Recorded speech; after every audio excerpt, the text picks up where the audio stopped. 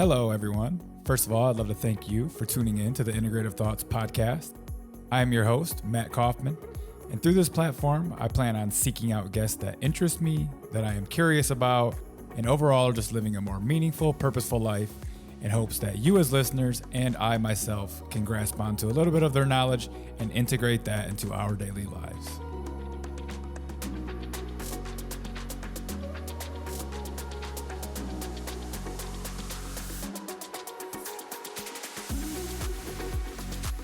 If you are a longtime listener to the Integrative Thoughts podcast, you know how often I stress the importance of detoxification. I believe that heavy metals such as mercury and aluminum, along with environmental pollutants like mold, plastics, and pesticides, are at the root cause of every dysfunction and chronic illness in the modern era. That's why I recommend Zeocharge. Zeocharge is a 100% natural zeolite that does not contain any fillers, binders, or additives. Zeocharge has not been shown to bind to any of your beneficial minerals or other nutrients. I take 2 tablespoons of Zeocharge with filtered water every single day about an hour after breakfast. It is my go-to for detoxification support that I believe can assist any and every healing protocol on the market. If you would like to try out Zeocharge, go to the link in my show notes and use code ITP for 10% off your entire order. So listen, I've been experimenting with different types of minerals, especially magnesium, for the past 5 to 6 years. But I could never really find a product that I could feel the benefits that magnesium claimed to give. Magnesium is one of the most important minerals for all of human health. It participates in over 600 different biochemical reactions in the body, yet over 80% of the population is deficient. Magnesium deficiency can increase risk for all disease and greatly decrease optimal performance. That's why I like Bioptimizers. They use all 7 forms of magnesium in a highly bioavailable form in their product Magnesium Breakthrough. Magnesium helps with stress, anxiety, sleep, immune function, detoxification, and so much more. If you want to try out this product, head over to Bioptimizers and use code Integrative Thoughts 10 to receive a 10% discount on their amazing product Mag Breakthrough. Today's show is also brought to you by Valence Nutraceuticals. Yes, this is the supplement company that I started with a few partners. Absolutely having an amazing time with it. Can't wait to bring some of the most superior mineral and vitamin supplements on the market to you. One product that I want to highlight today is Zinc Matrix Pro. Now, this is a zinc blend with 5 of our favorite forms in there. We have zinc carnosine in there, zinc orotate, zinc methionine sulfate, zinc picolinate, and also zinc glycinate. Now, this is going to have superior bioavailability and work systemically throughout the body. When we're reading hair tissue mineral analysis charts, one of the most common deficiencies that we see, or maybe the most common, is a zinc deficiency. People need so much zinc in order to detoxify nowadays and to balance out the body. So if you want to try out our Zinc Matrix Pro or any of our other products over at Valence Nutraceuticals, click the link in the show notes and use code ITP20, and that'll get you 20% off your first order. Now, if you're a longtime listener of the show, you know that I have struggled with mold toxicity, heavy metal toxicity, chronic infections such as Lyme disease, Epstein-Barr, and even Babesia. After spending about $100,000 on functional labs, protocols, fringe supplements, coffee enemas, and even biohacking devices, I finally found mineral balancing. This has been the most effective protocol that I have found to address chronic issues. This is a specific program using hair tissue mineral analysis in order to reverse engineer the entire mineral system all at once and detoxify the body of hidden infections, mold, and heavy metals. If you would like to schedule a consultation with me to design you a program, I have officially opened my books to take on mineral balancing clients. Click the link in the show notes under Work With Me to find out more. Today's guest is the man, the myth, the legend, Dr. Robert Selig, and all of my mineral balancing folks. I know you're excited for this one. For anyone who doesn't know him, he's a very prolific doctor. He's been in the functional medicine space for like 30 years, but he believes that hair tissue mineral analysis is the most potent, powerful diagnostic tool available out of all of the other labs that he runs. He does blood, stool, hormone testing, all of the things. He still believes that HTMA is the most powerful. He does like things like homeopathics when sometimes, I get this a lot on my program. Some people are very sensitive in the beginning. So Dr. Robert will work with some kind of like homeopathics to adapt the body's energy to that mineral so that then later on you can start to dose that mineral. So I found that pretty interesting. I've never played with homeopathics. I would have to learn more to know what a person would need in the moment, but maybe that's like a next area that I can dive deep into and maybe help some of more of my sensitive clients. We're going to get into lithium and dosing. I have not talked about lithium much on this show at all, but it is one of my favorite minerals and it is very overlooked in the mineral balancing space, in my opinion. It's an absolutely amazing mineral that everybody should be doing, whether that's a super low dose, maybe like 5 milligrams. I think Robert even goes up to 30 milligrams depending on people. He does look at the sodium and potassium ratio, so you do always have to be retesting and taking that into consideration because lithium has that ability to affect the sodium and potassium. We get on to the war on zinc. I believe everybody is zinc deficient. I'm not telling everyone to just run and take zinc. We like to see the HTMA because sometimes you need zinc along with some sodium synergist if you have a low NAK ratio. So it's not just a blind dosing of zinc. You always need zinc, but it can come in multiple different forms on your program, and that's why we love testing. We also get into some of these cosmic connections. It's really fascinating when Dr. Robert Selig does connect all of these minerals to the moon and the sun and different planets and really breaks that down. We also get into a little bit about Dr. Wilson and entities and what he thinks about Dr. Wilson. So he actually thinks that Dr. Wilson is very, very smart. He thinks he's a genius, thinks he's a little bit too rigid in his thinking, thinks he could be a little bit more flexible. But I did ask him specifically about if you are more toxic, do you think you have more of an ability to have dark entities attached to you? And he actually thought that was correct. So maybe Dr. Wilson isn't all the way out there about all of his teachings. I'm not saying everything's correct or you should believe any of that, but maybe there is some truth to that. And one last fascinating topic that we got into was supplements and which supplements he uses on a program. He does say that he uses like 7 or 8 or 10 different mineral supplement companies that he finds works to balance out programs because he doesn't really like the cheap versions of the Endomet supplements that Dr. Paul Eck created because they're from the 90s. They do have fillers and poor forms of B vitamins and things like that. But I asked him if he kept Dr. Paul Eck's mineral ratios in the back of his mind when trying to supplement someone through their patterns. And the answer was yes. So that's what we're doing over at Valence. I sent him over some Valence products. Maybe he'll dive into those, but the show is just awesome. Enjoy. Robert Selig, welcome to the show. How's it going? It's going great. Thank you for having me, Matt. Looking forward to our discussion. Awesome. Yeah, you are one of the most electrifying, I think, probably knowledgeable HTMA practitioners when I stumbled upon your work. I think it was from the Mito Life podcast, which we've both been on. And Matt's a cool guy, and I think he likes minerals. And he just kind of supplements as he pleases and doesn't really do the HTMA. But I know you're a functional doctor in nature. What led you into the world of minerals and got you so fascinated down these rabbit holes that you're in with minerals? Well, really, the world of alchemy introduced me to minerals. So one of my teachers in homeopathy, Dr. Robin Murphy, who just recently passed, he was the first to really understand the mineral-planet correspondence, and that opened up an entire world to me that really saw that these minerals are not just soulless, neutrons, protons, and electrons floating in space. They have a cosmic force that affect every aspect of human health, from our psychology to our physiology to that cosmic connection to everything. I just found minerals the most fascinating thing ever. And so I've been looking at them for the last 20 plus years and just love them. Love my minerals. Yeah, I think I found the most healing in them from myself. And it's interesting when you connect like the astrology and, the cosmic connections, because it does seem that, I've heard a few accounts of people who were atheists before they did mineral balancing, and then they found God or spirituality of some sort. And there's definitely some connection that we're disconnected from when we build up the metals or the chronic infections or whatever we may have in our system. That definitely disconnects the soul from some higher power, in my opinion. Yeah, I agree 100%. That's why mineral balancing is emotional, it's spiritual, it's physical, because it's helping us connect.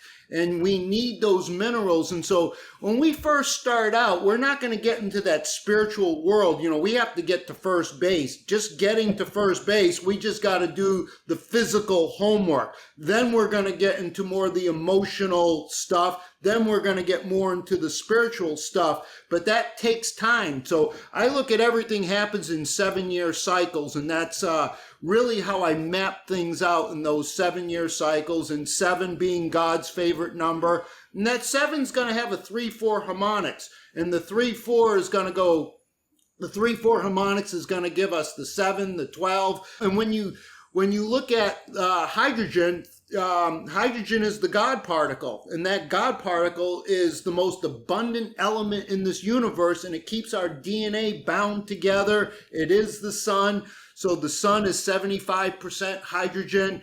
Hydrogen had a sun, Helios, helium. And then the third element is lithium. So lithium is the foundation, the first element on the first solid element that's not a gas, that is the foundation for the building block of our nervous system in our brain. And because of the bidirectional element of lithium, only element that can go bidirectional in its chirality, so it connects the hemispheres of the brain, and it's that real deep spiritual connection with lithium, which makes that an amazing part of mineral balancing that doesn't get a lot of talk. Yeah, I agree. And it's funny you say like connecting the hemispheres. And obviously, before I found mineral balancing, I used to play around with a lot more like microdosing and psychedelics. And they talk about, how microdoses of LSD or psilocybin can connect those hemispheres. So it sounds like lithium may be the more natural compound that helps us connect the left and the right brain, right? There's components to both, because when we're looking at the pineal gland, in the pineal gland, you have to look at that CO2. The yogis always knew the importance of breath work, because when you look at, that psychedelic element, the DMT, the dimethyltryptamine, just going from melatonin to DMT, all you do is lose a CO2 molecule. So in losing the CO2, it gets decarboxylated. So you lose a CO2, and that gives you the spirit molecule. That's why in breath work, the yogis were able to reach higher levels of consciousness just via the breath. Something also happens with lithium more in the limbic part of the brain, not the pineal, but more the limbic brain, the emotional centers. CO2 has a lot to do with the lithium, because when we're doing the breath work, this is why Apollo uses CO2 in their space programs, and they use it in submarines, because it absorbs the CO2 in the atmosphere that we breathe out. But what's going on with the lithium in the limbic part of the hippocampus of that part of the brain, it splits the carbon off the 2 oxygens. Then when the 2 oxygens split, that's what creates the lithium in the brain. That's a transmutation process that Dr. Louis Louis Kevorkian, or I can't, Professor Louis Kevorkian.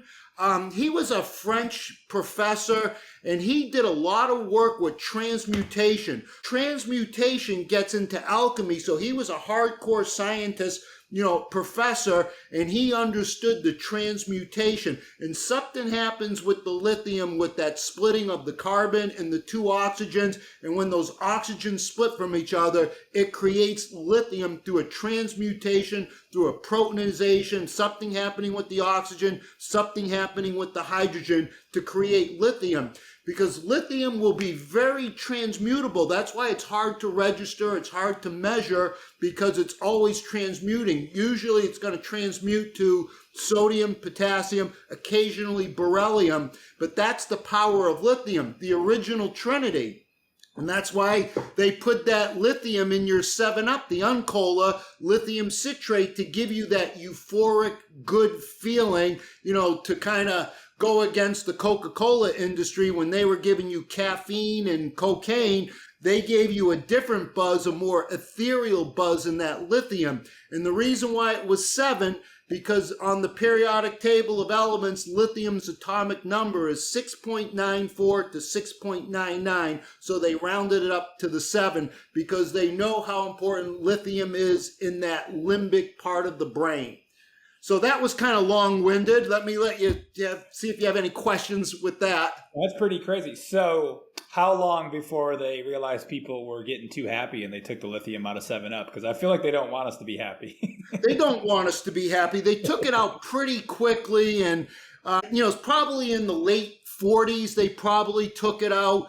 And we're under this brainwashing from allopathic, organized, centralized medicine is really dumbing us down to the 10th degree. When they're dealing with their mania and the depressed patients, the mania patients, they know how important lithium is, but they're using heroic doses. But when we come in with lithium in homeopathic potency and we come in with nutritional lithium, now we really have the ability to reset the currents in the brain. So that's why I love lithium, and I'm glad you're, one of the few practitioners to really bring awareness to lithium, because it absolutely has a place in mineral balancing. Yeah, I agree. My business partner, I want to get your thoughts on this, because it sounds like you go a little bit higher dose and lower dose depending on the patient. So, my business partner sends me a lot of research around low doses. Like he likes around 500 micrograms, right? So which, like half of a milligram. I feel better when I take maybe 2 milligrams though. Like I've been playing around with my 1-2 milligram type of dosing. He thinks that there's a potential that it raises sodium levels too high. So what do you think about that with dose? Do you see that when you give a higher dose? Does the sodium raise? What do you see on the hair test? See, that's that transmutation property of Dr. Van, that French professor who knew that lithium, because of its transmutable quality, it can turn into sodium and potassium pretty quick.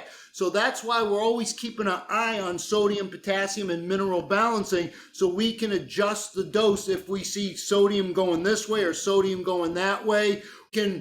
We can adjust the dosing of lithium. And we should always be paying attention to sodium and potassium for dosing of zinc, copper, iron, so we have a better feel for when we need to come in with a little bit more zinc or a little less zinc. So we're keeping an eye on that sodium, potassium. But yes, it does affect sodium, potassium on some transmutation level that science has yet to really be able to explain, because they have to jump into that hermetic wisdom, and the hermetic wisdom has been hermetically sealed, and that's alchemy. And alchemy is the oldest science known to mankind, going back to pre-dynastic Egypt, which is ancient Egypt. And so the Hermetic philosophy is one of the most beautiful philosophies, because it understands the planet-metal correspondence. And when we understand that planet-metal correspondence, now we have more insight on how we can understand the minerals and their energetic components that they have, that they're not just dead rock that we're taking, that they have a cosmic force that bursts life in us. Yeah, absolutely. And, it seems like you could give a little bit higher dose with someone with a low NAK ratio, which, I've found in my personal experience and with clients tend to have lower mood anyways when you have that lower sodium potassium ratio. So giving a little bit of lithium maybe boosts that mood. And a lot of people don't realize lithium also detoxes lead. It has antiviral properties. I think it's really important that we start to include this. And that's why we're creating we call it Lithos. It's coming out in a few months, but it'll also have small amounts of vanadium and chromium in there as well, which I think are critical.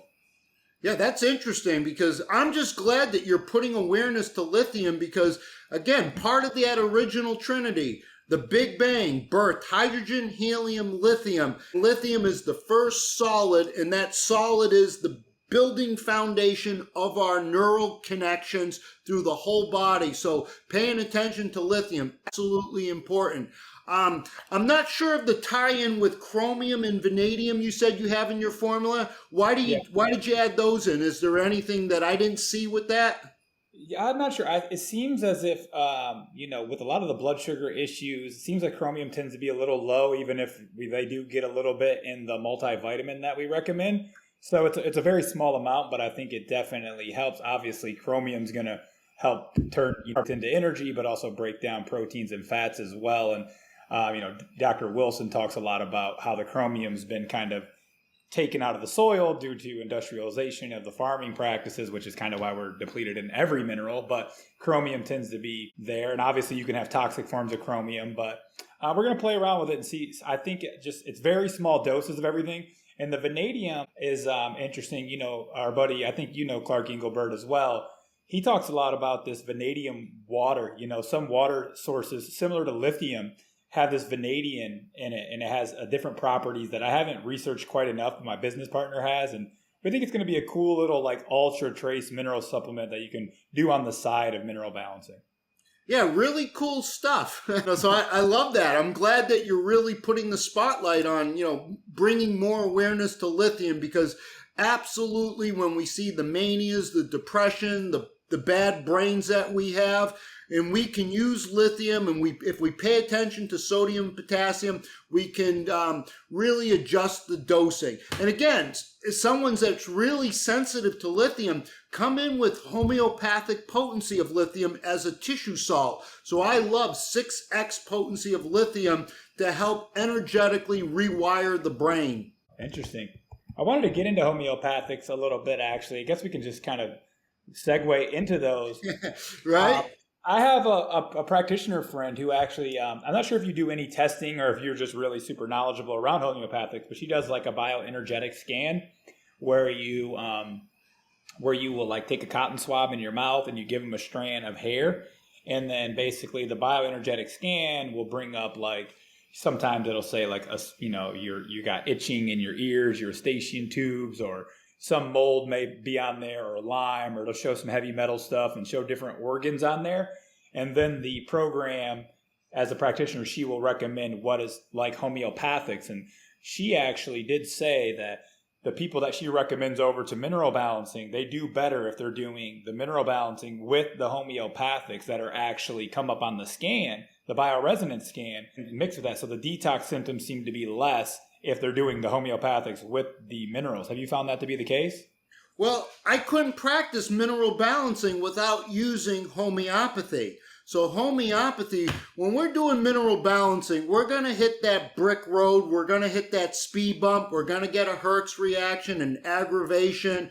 We're going to go through a healing crisis, a healing reaction. We're going to go through some emotional retracing. So whenever we hit that speed bump, the homeopathic remedies really help us to navigate through a healing crisis. So that's where we use like cures like. And so in homeopathy, Cilia similibus curantur, like cures like. So we're finding that energy-based remedy to help us get through whatever healing crisis. So if we're getting a skin aggravation, all of a sudden, our skin, maybe as a child we had eczema, and then all of a sudden on a mineral balancing, that eczema starts to show its face, we may need to come in with the homeopathic remedy to placate the eczema so we minimize the aggravation to get you through it, so you don't quit the program, so you keep on and keep pushing forward. So I love homeopathy to deal with the aggravations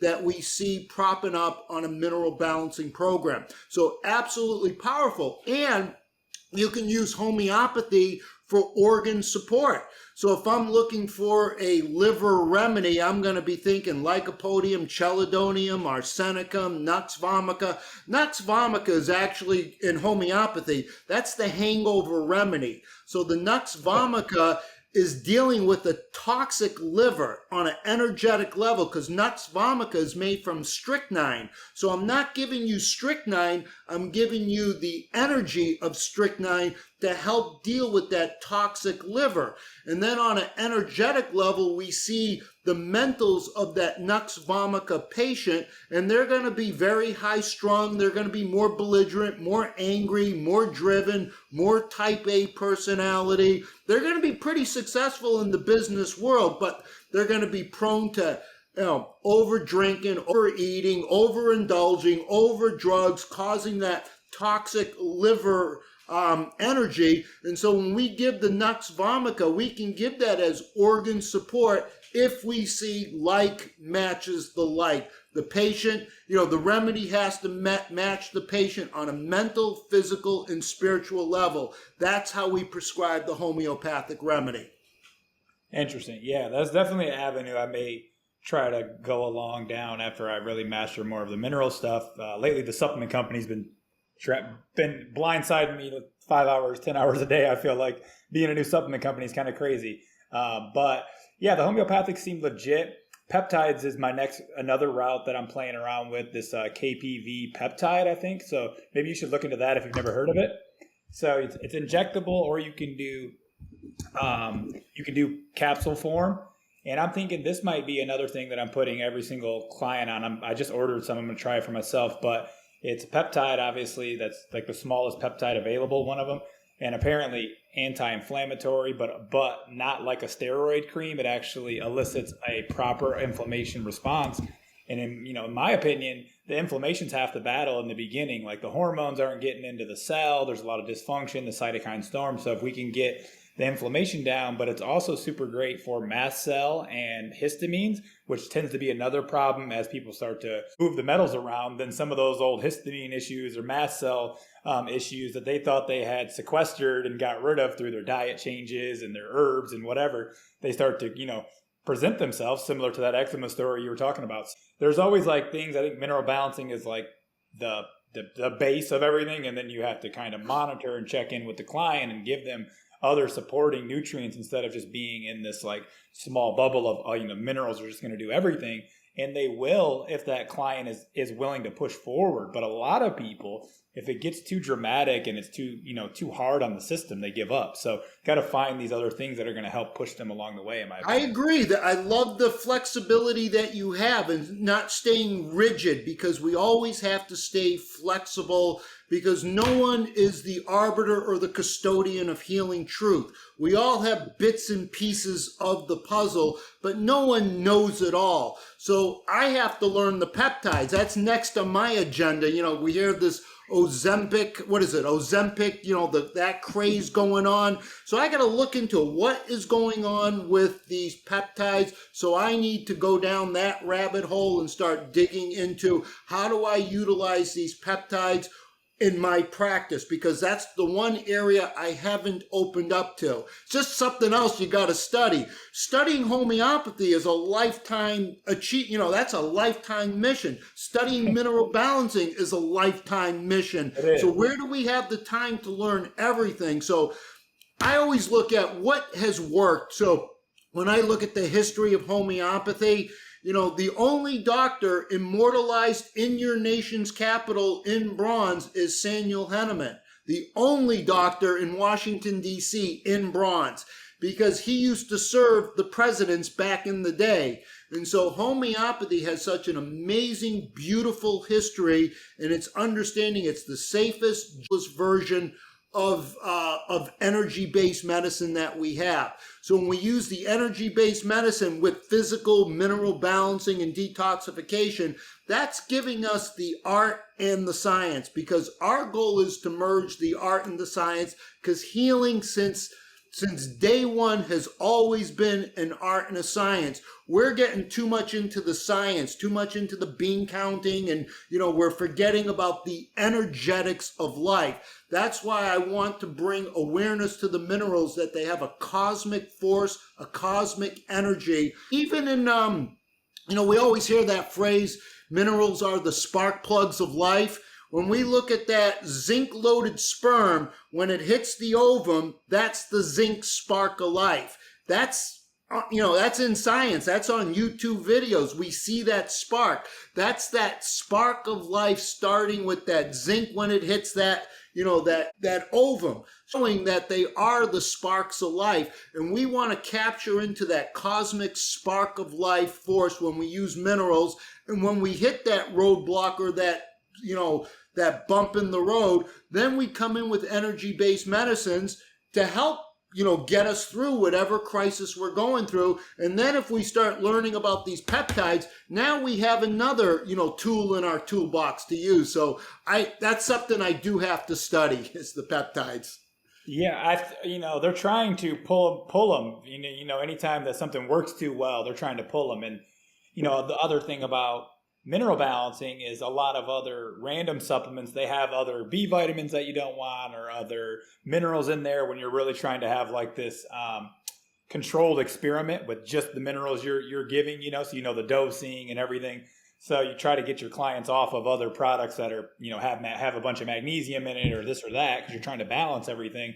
Well, I think the peptides are perfect because they're just small chain amino acids. And, I think food and everything has peptides and organs have peptides, but I think giving the body more support as we become so chronically ill with specific peptides, KPV, PPC 157, epitelon, I did the thymosin alpha when I had Lyme, and the LL37s, the antimicrobial. They do work. I just don't know enough about them to just really recommend for each client per se, but I'm kind of diving into them a little bit.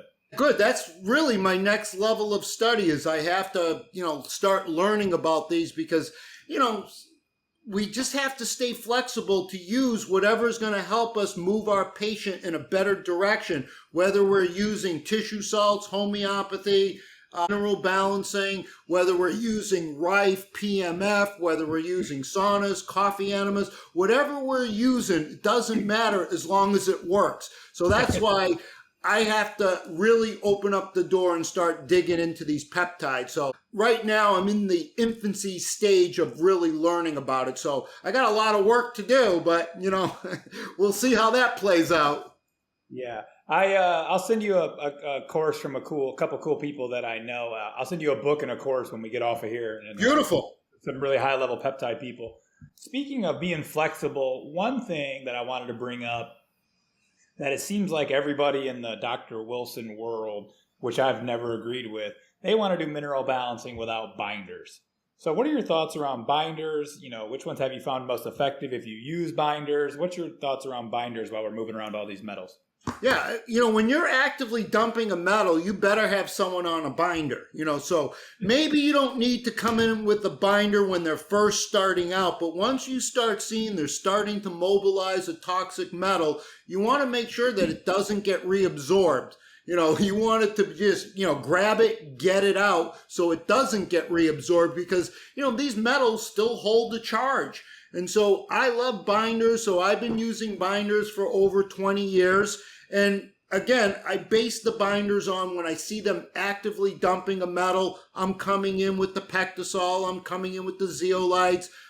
Even on occasion, I will come in with some activated charcoal, some chlorella. So I love binders, and I think it's absolutely important to add into the mineral balancing, especially when actively dumping a metal. Yeah, I agree. I love this company called Zeochart I've done a show with. I take 20 grams of zeolite powder every single day, and I feel amazing on it. And people say you'll get aluminum toxic from it. And, some of the cheap zeolites do have some studies that show that they'll break apart. But when you get a really high quality one with a high level of silicone to aluminum, that bond doesn't break apart. And my buddy kind of stumbled upon this higher dose theory, specifically with his product. Not to say you should take 20 grams of a liquid or whatever. You'd take like a million bottles. But his is a high dose theory and basically saying that you have more binding capacity to grab, because zeolite will grab a metal, but then if it comes by something else that it wants, it'll drop the metal and go to the other metal or the other toxin. So he's basically claiming that you need enough of his product to have more of a binding capacity so you're not just busting open biofilms and, letting things go.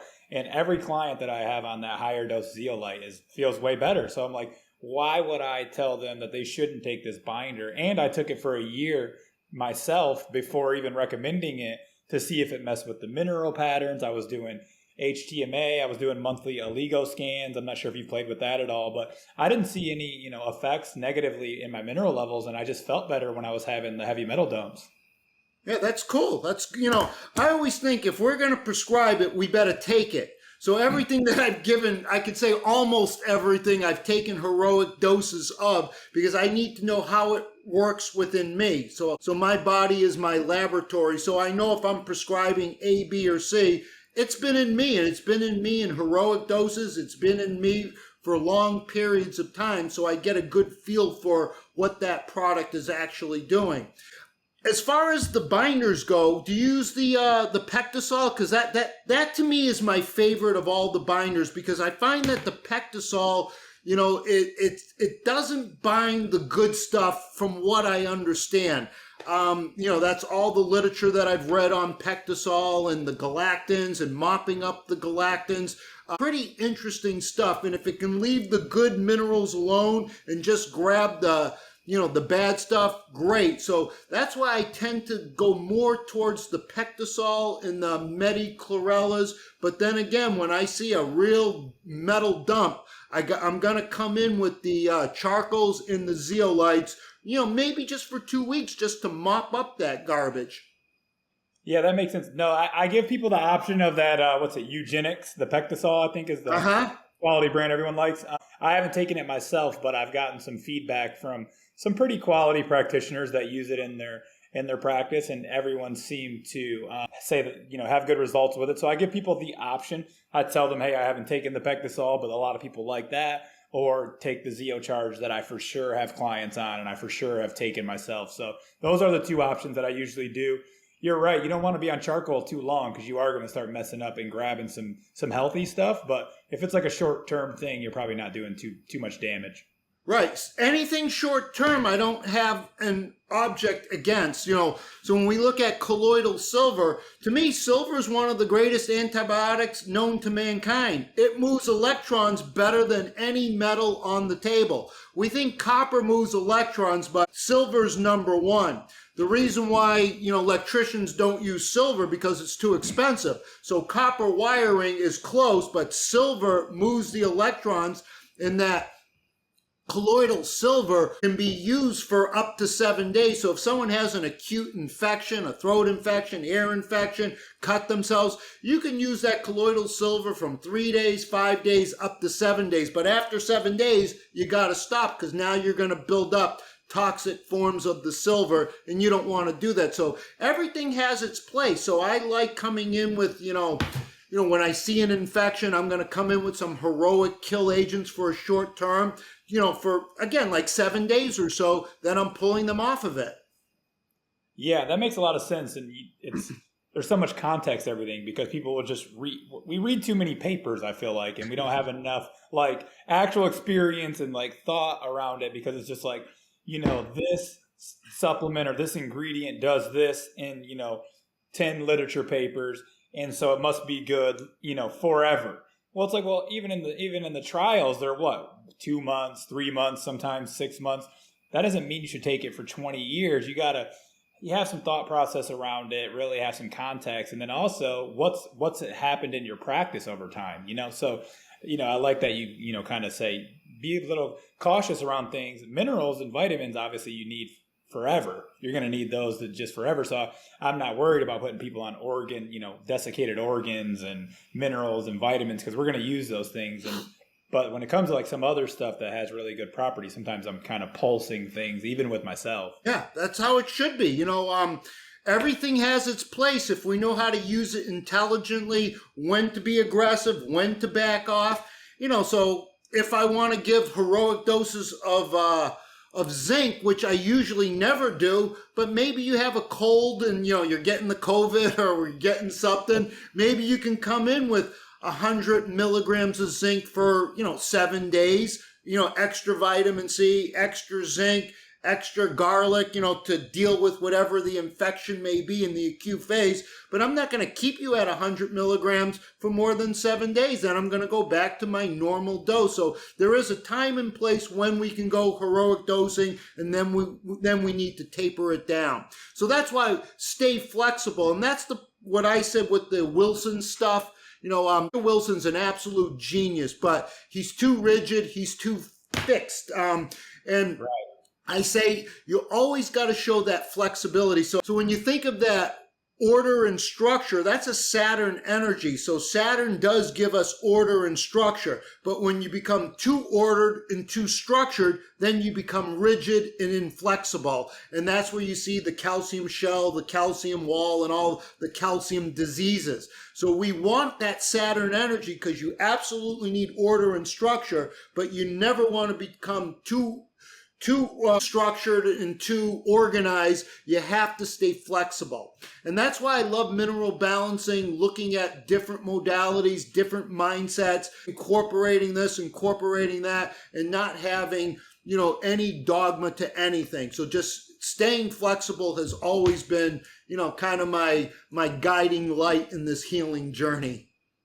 Yeah, I like that, and that's why I wasn't stickler around like you can't take chlorella or spirulina or binders. When I read that, I was like, that's crazy because I feel pretty good when I take those things. So I don't know. The base is the Dr. Wilson and the Dr. Paul X stuff.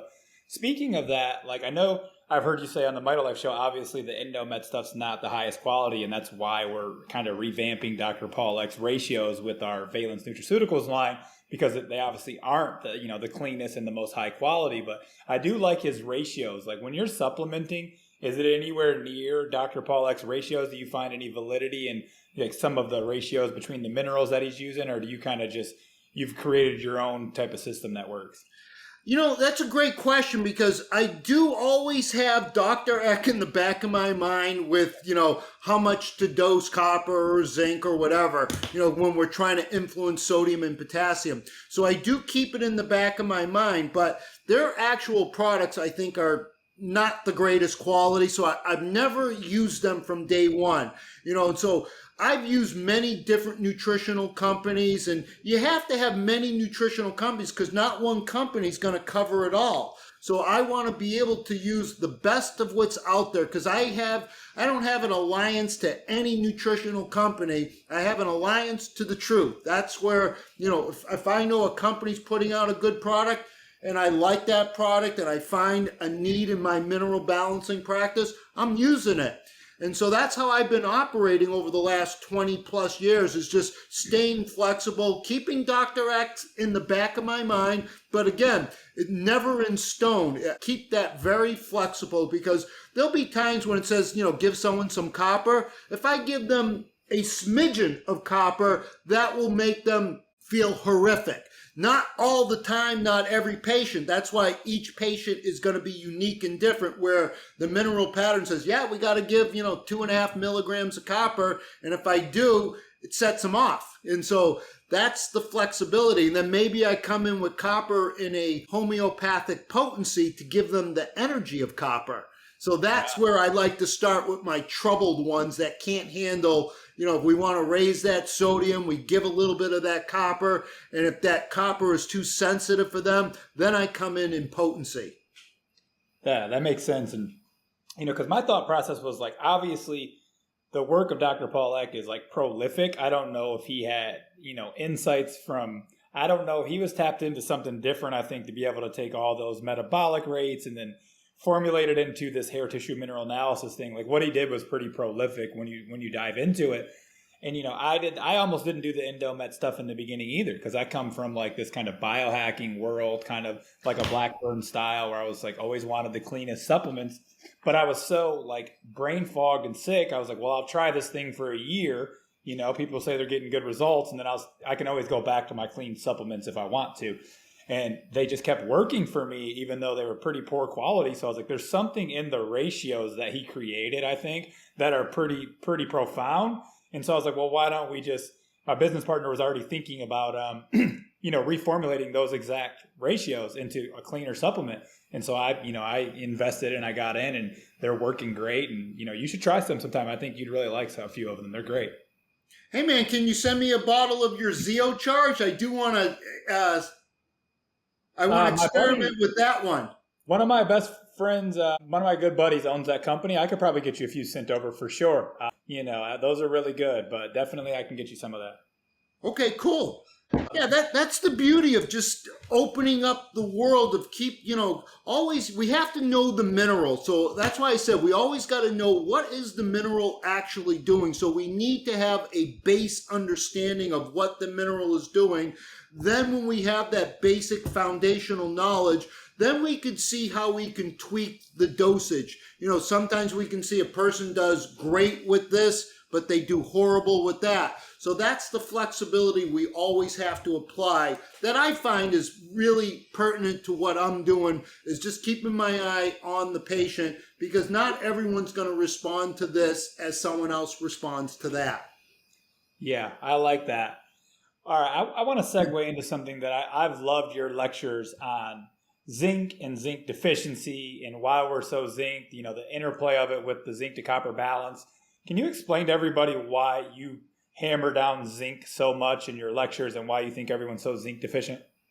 Yeah, there's a war on zinc, and so the attack on zinc is profound because when we look at this world and we see, how important is that zinc? Because zinc is redox inert.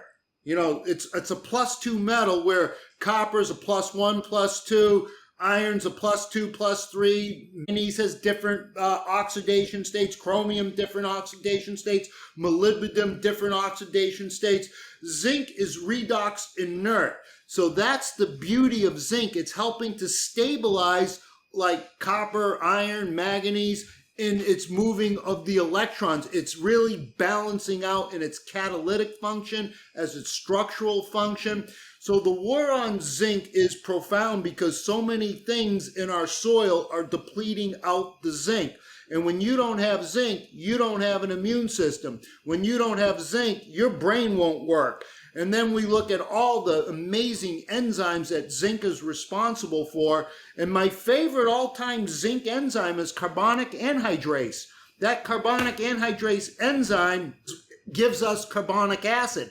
That carbonic acid is how we deal with CO2. Because if CO2 enters into the bloodstream, if it doesn't react with water, it will kill you. It will alter the pH.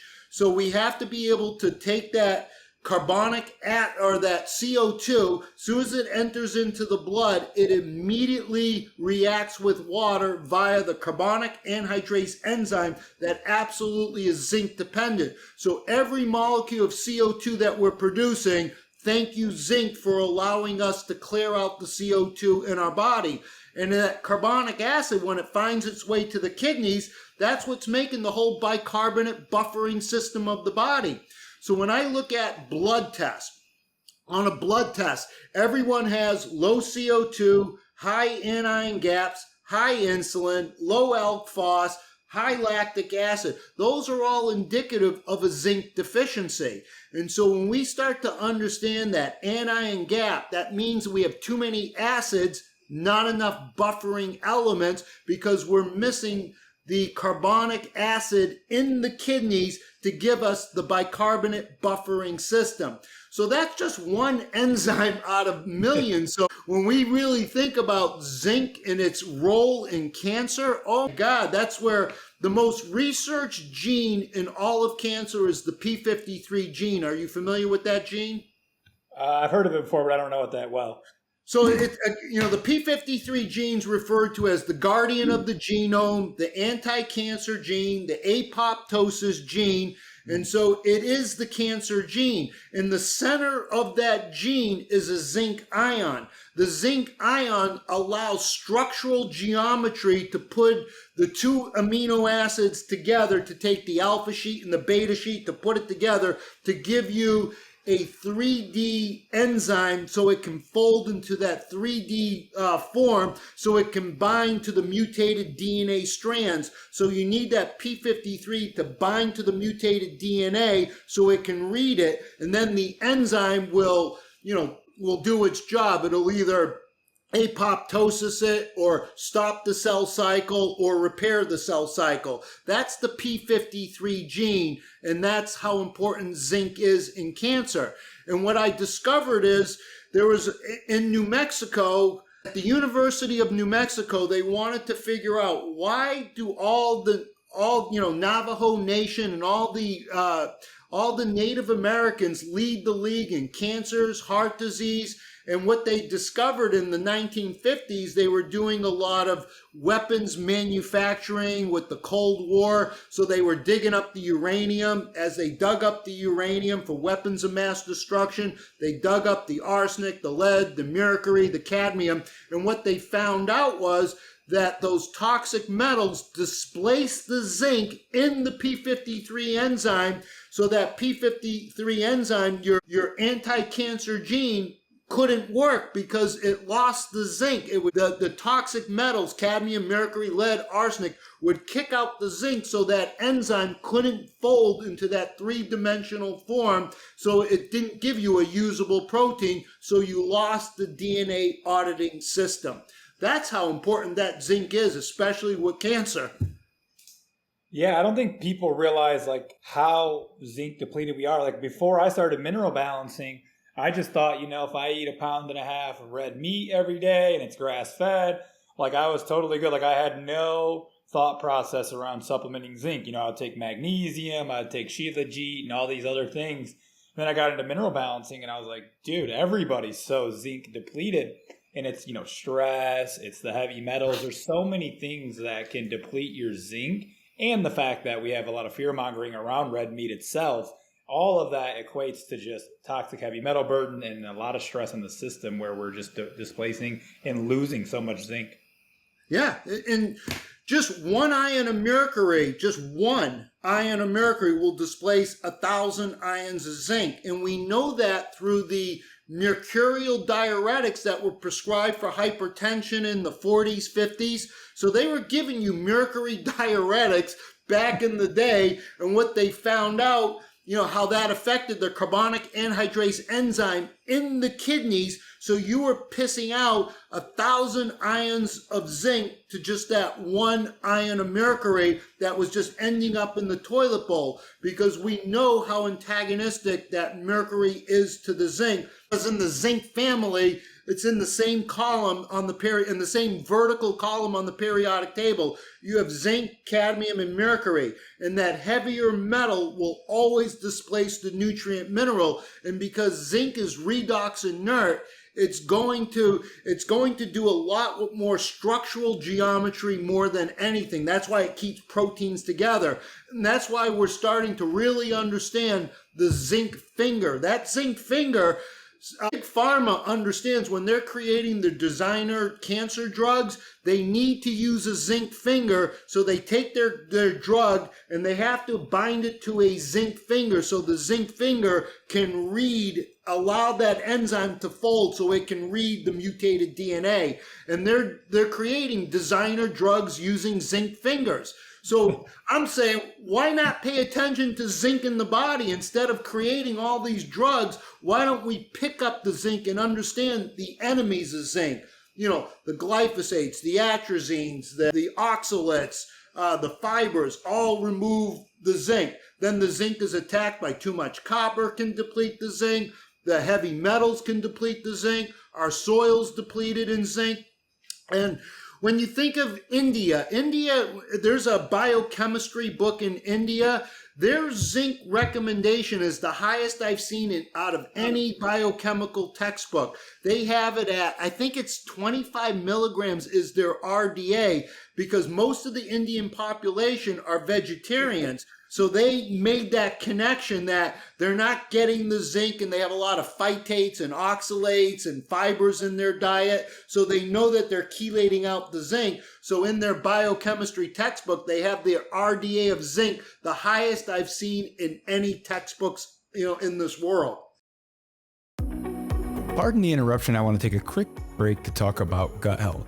With all of the research coming out over the last decade, we know exactly how important the gut microbiome actually is for our overall health. If you're anything like me, then you have struggled with tons and tons of gut issues. I grew up on a lot of different antibiotics. As I got older, I did a lot of partying, drugs, alcohol, standard American diet, yada, yada, yada. Fast forward, I had chronic mold toxicity in Lyme. After that, I really couldn't get my gut to function properly. I spent tons and tons of money on different kefirs, yogurts, probiotics, different things that really didn't seem to work. That is until I found Just Thrive. It's a 100% spore-based probiotic that arrives 100% alive in your gut for maximum impact. It has 1,000 times better survivability versus other leading probiotics. It helps support digestive, immune, and total body health. For me, it really helped to beat bloating, gas, constipation, and diarrhea. And it is even clinically proven to address leaky gut in just 30 days. So what I do is I take 2 caps with my largest meal, and it really helps to improve nutrient absorption as well. And they are backed by a 100% money back guarantee. So for if any reason it doesn't work for you, no questions asked, you can get a refund. If you want to try out Just Thrive spore-based probiotics, go over to Just Thrive Health and use code ITP15 for 15% off at the checkout. If you're anything like me in the health and optimization space, you're not only looking for which supplements may make you feel optimal, but also different technologies. The problem with most technologies on the market is they can really burn a hole in your pocket. If you are looking for the most affordable but yet highly effective technologies that help promote detoxification, better sleep, mitochondrial function, immune function, look no further than Therasage. I have their portable infrared sauna, and I am willing to put that sauna against any other sauna on the market. It heats up quickly. I get an amazing sweat. I've been in some of these really expensive saunas, and I prefer my Therasage sauna. The new addition that I have in my home is the Therasage PEMF mat. This is a game changer. A lot of people who are dealing with chronic illness and autoimmune conditions could really benefit for at-home PEMF. When you're trying to do PEMF out at a clinic, it can charge like $30, $60, sometimes $100 per session. Therasage has just dropped the most affordable PEMF mat on the market. You can use it daily. It has a TENS mat. It has red light. It's a heating pad. My wife is absolutely obsessed with this thing. It has just brought more energy, mental clarity, and all around overall well-being. I gave up my morning meditation recently and just started laying on the PEMF mat. It's such a great addition to have that with the sauna. The PEMF will help you to release a lot of the toxins, and then you can sweat those out via the sauna, and you will just feel rejuvenated. So if you want to try out any of the Therasage products, you can use the code Coffman10. I will link to their website in the show notes. They have the most amazing, affordable technology biohacks on the planet. Wow, that's actually pretty high, and not that high, from our worlds, because I've been taking somewhere around 50 milligrams of zinc my entire program, almost around there. Sometimes it's that, zinc, copper, manganese complex if my NAK ratio gets too low, and then sometimes it's just straight zinc if it's high. But, and I eat tons of red meat, so there is definitely something, but I also used to have a mouthful of mercury amalgam fillings, and I got them drilled out improperly. I just went into the dentist one day when I was 18, and they were like, "Hey, we don't use these anymore." And I was like, "Cool, I don't want a mouthful of metal anyways. I'd rather them be white." And I was like 18, I didn't know anything. And I think that started because, like they talk about like the latency effect of metal. So like that didn't show up instantly, but later down the road, my immune system slowly began to give out, and I was doing a lot of partying and drugs and stuff too. So that didn't help. But once I collapsed, I definitely knew that mercury was part of that issue, especially because I had the improper extraction. So I basically was just breathing it all in. Yeah, when we look at a hair analysis, we usually see zinc looks like it's in a good range. But once we start seeing those toxic metals come out, you're going to see that zinc coming down because zinc will take its parking space back. So that's why we got to be patient when we're looking at hair analysis. That's why we do serial hair testing to, keep evaluating the mineral grid as we're, putting someone on a program, because eventually those toxic metals will come out eventually. We know most adults are poor eliminators. They don't have the adrenal reserves. They got poor functioning kidneys, poor functioning livers. So the two major organs of detoxification are already compromised. We got liver, we got stagnant livers, fibrosed livers, fatty livers, and that's paving the way where we're not moving out the toxic bile. And if we don't move that toxic bile, we don't move out the metals. So it takes time to clear that up. Then eventually people will start dumping out these toxic metals. And when the metals start coming out, you're going to see that zinc coming down. And we see that on children pretty frequently. So zinc is absolutely under attack. To me, it's the spiritual warrior. So it's always sacrificing itself for the greater good. When you look at the steel industry, iron. So with the forging of iron in the Iron Age and the Industrial Revolution, all iron has to be galvanized. So they put the galvanization on the iron, and that's a zinc coat. That's that shiny zinc coat to protect the iron from oxidation. That's what zinc is doing. It's always sacrificing itself for the greater good. It's the spiritual warrior. And that's why we got to really exalt our understanding of zinc, because it's always fighting for the greater good. It's doing that because it has a lot of planet correspondence. It's going to be associated with iron and with Mars. So Mars, the metal of Mars is iron, but the superlative, the higher octave of iron is zinc. Then it's going to be associated with Venus.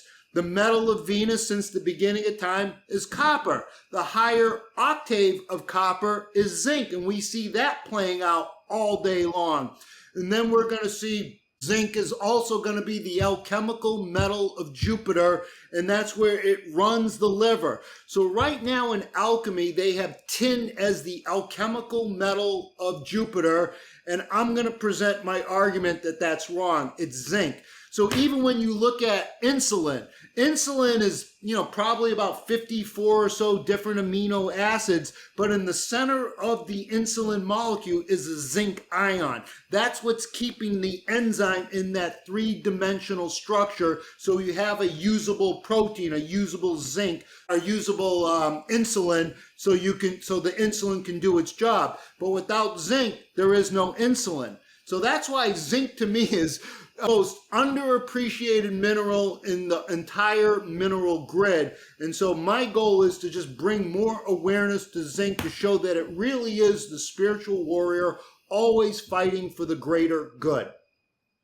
Yeah, I agree. And it just seems to make you feel much more calm, able.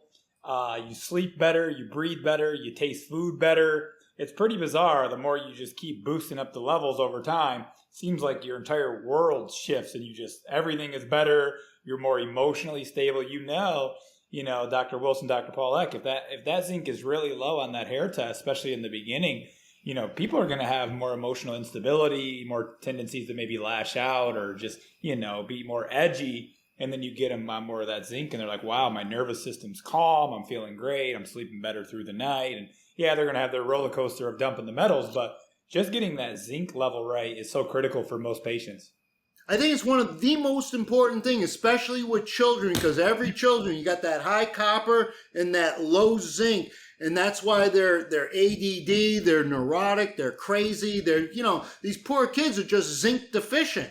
So once we build that zinc up, then their brains start to become calmer, their critical thinking skills come online, because the crowning achievement of mankind is the development of the neocortex. The neocortex does not develop without zinc. Zinc really has so many amazing parts to the neuronal parts of our brain and conductivity. And then we see when that copper is more the diencephalon, more the primitive brain, where that zinc is more the neocortex, more the thinking man's brain. And when those two minerals come into a better balance, you're going to see these children firing on all cylinders. But again, doesn't happen overnight. They're going to go through, waves and speed bumps and, the whole dumping of metals. But eventually that zinc starts to calm out their brain. So we see these children as they were meant to be with real thinking brains. And would you say that's mostly because obviously most mothers haven't done mineral balancing? Thank God my wife's pregnant right now and she did mineral balancing for a year. It would have been nice to do a little bit longer, but she at least did a year. Would you say most mothers are more copper toxic and zinc deficient, so they pass that on to the children, and then that high copper is what's causing that ADHD? Absolutely. That's certainly a big part of what's playing out. So when you look at the estrogens, because you got to look at copper is intimately tied into the estrogens. So when you you have normal age-related estrogens, then you got the phytoestrogens coming from food. But the thing that's the game changer are the fake estrogens, the xenoestrogens. These xenoestrogens cause the total estrogen to stay high. When the total estrogens stay high, that causes copper retention. And then when the copper is retained, because of its ability to produce free radicals through Haber-Weiss chemistry and, that whole Fenton chemistry stuff, you produce a lot of free radicals. Because the thing about copper, because it's in that +1, +2 state, it's always moving electrons. That's why when you look at Venus, to understand copper, you got to understand Venus. Venus is what? The planet of love, sex, fertility, relationships, beauty.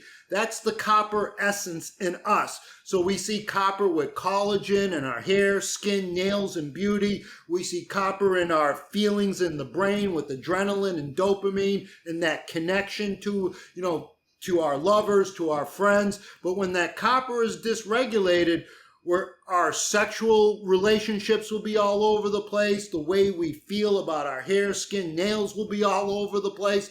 So the copper essence has that Venetian energy. So if we're going to dump copper, we got to understand Venus, because Venus will either become venerated or it becomes venereal. So we have two paths we're going to go on. So this is why we got to understand the energetics of these minerals. And so because of all the fake estrogens that's caused this copper dysregulation, and as a result of all this high copper, that's destroying the zinc. And then you can look at it from another perspective. We've been in the Iron Age for the last 2,000 plus years. So we've been in the Kali Yuga Iron Age, the darkest of dark ages. We're just transitioning into the Bronze Age. Bronze is copper and tin. 90% of bronze is copper. So now as we transition from the Iron Age into the Bronze Age, that copper is going to find its rightful place, but it's going to take some balancing, because we've been under this patriarchal, male-dominating Iron Mars war energy for the last 2,000 years. Now that copper essence is going to have to find its rightful place. This is why we got to work for the mineral. We got to understand the energetics of the mineral, because at some point in time, you can hear people, they haven't dumped copper, they've been on programs. We know they're estrogen dominant. They got the plethora of copper related symptoms, but yet they haven't moved the needle on copper. And they can be at this for 5 years, 6 years, 7 years, and they still haven't dumped copper because they haven't grasped the Venetian energy of copper, of the metal planet correspondence. That's why we got to work for the mineral. We got to have a deeper understanding of the energetics of the mineral planet correspondence. Did that make sense? It's a lot, but yeah, I get it. And so are you saying astrologically we've just recently shifted into a new era? So we're going to see different things come into light. We're going to see different personalities. You mean astrologically as a whole, the Earth, we've just recently shifted? Yeah. So in the great cosmic year, which is a 26,000 year cycle, we go through different ages. So in the Yuga cycle, you got the Golden Age, the Silver Age, the Bronze Age, the Iron Age. Those are the 4 Yuga cycles. And each cycle lasts approximately, 2,000 plus years. And so we've been in the darkest of dark ages in this Iron Age. That's why iron is dysregulated. That's the patriarchal Mars energy. So that Mars energy, when you think of Mars as the red planet, right? What makes your blood red? Iron. So there's the law of correspondence. And then you think about, that Mars energy, what boils our blood. So when that iron is dysregulated, that iron can cause sodium to go rogue. That can cause the belligerence, the angry, the fighting, the combative, the temper tantrums, all that Mars energy. But that's when the Mars energy is too aggressive, when that iron in an overload. But just the opposite can happen, where if we lack that Mars energy, then we become the doormat, we become anemic, we get walked upon. So that's why we want to balance out that Mars energy. We don't want it too high or too low. And so as we shift from the Iron Age into the Bronze Age, we're going to see that the 3 most dysregulated metals in all of human physiology is the iron overload, the copper overload, and the zinc deficiency. And it has everything to do with the astrological cycle we're in at this moment in time. Interesting. So would you say, and I think I know the answer to this, but I just want to hear you break it down and what your thoughts are. If we have our mineral system more balanced, are we less likely to feel a lot of the effects from the astrology, like as far as a negative aspect? I know the astrology makes sense, and there's going to be different seasons and the ways we feel. But if you're more mineral balanced, are you less likely to get the negative effects from the astrology as it shifts? Absolutely. That's why we need that cosmic download to put balance into our nervous system, because in the Hermetic tradition, as above, so below. So what's going on a cosmic level through these great cycles, through these great shifts, you're going to see a lot of upheaval. Right now, you're going to see this Mars percolating. Mars is going to hit a crescendo up till July 12th. You know, Mars entered into Aries. The ruler of Mars is Aries. So June 1st to July 12th, you're going to see that Mars energy percolating. If the mineral iron isn't balanced us, you're going to see more aggressivity, more anger, more belligerence, more anemias, more doormats. You remember when this pandemic broke out in 2020? Yeah, I think I was there. Yeah, you know, I remember it. I thought that we would show that Mars courage, because Mars is the warrior. Mars gives us courage to fight the good fight. But because our country is in burnout due to this, you know, iron dysregulation, where we didn't have the courage to fight the good fight. We took the knee, we acquiesced to our masters, you know, to these dictates, potentates. We bent down on the knee, masked up, jabbed up, and we just did whatever they wanted us to do because we lacked that Mars warrior energy. I'm saying I thought we were going to fight the good fight and stand up to these tyrants. We didn't. We just acquiesced to this nonsense, and we played this pantomime charade of this masquerade, took the knee like children because we lacked the Mars fire, that Mars warrior energy.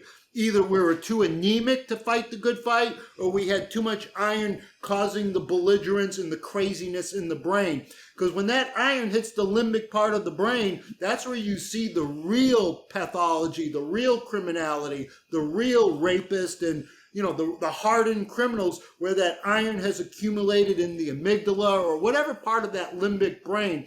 This is why mineral balancing is really about our development as human beings. So on a physical level, we want to feel good, look our best, have energy. But on an emotional level, we want to be able to connect. So if you want to be able to connect, you better have zinc, better have copper, better have iron in balance. And when those metals aren't regulated, this is why we see every problem in this world today. And to me, it's all by design. So whoever's running the show, they know to screw up your soil, to make us minerally bankrupt, to put in the heavy metals, to chelate out all the good stuff. So we're not firing on all cylinders, so we're going to be easy to control. Yeah, I've had discussions around this because it seems pretty clear if you look into like the additives and the chemicals and stuff that we'll allow in America in comparison to even just European countries. And I think even in European countries, they have a lot of dictators that are trying to dumb them down in some ways. But it seems like in America, maybe because we have the most rights or the most power, that they're trying to dumb down our society specifically so that we don't revolt or that we don't, we just kind of follow their lead and we look up to big government and we just do as they please. So I think it's definitely by design, and that was one of my questions I had for you, because it's like there's clear studies showing mercury fillings aren't good, glyphosate's not good, lawsuit after lawsuit, and then they just still allow it. Like there's no other really reasoning or anything you can make up to say, oh, it's for the betterment, or GMO is going to be a better crop. It's just like they know it makes us sick. Yeah, it's because we're being run by psychopaths. There's this. There really is this story is biblical when we really break it down. That's why I said during that 2020 pandemic, I thought I would see the world, our country, standing up to these leviathans. We took the knee. And so that told me that we're in burnout. The Roman Empire, part of the reason why the Roman Empire collapsed, because they ran their water through lead plumbing. That's why lead is PB, stands for the plumber. And that's where that, initial came from. They used to make their wine with, lead-coated barrels to sweeten their wine. So the whole population was inundated with lead that put them in burnout. So the whole Roman Empire at that time went into burnout. So the money exchangers, they don't have an alliance to any country. They just move their banking cartels to other parts while they let Rome burn. That's the same thing that's going on in our country today. America is burning because we're in burnout. We don't have that Mars energy to fight the good fight. So again, you don't want to be starting fights on a dime. You don't want to be triggered on, every little knee-jerk reaction. You want to have a healthy iron Mars energy so you know when to fight the good fight and when to not take the knee.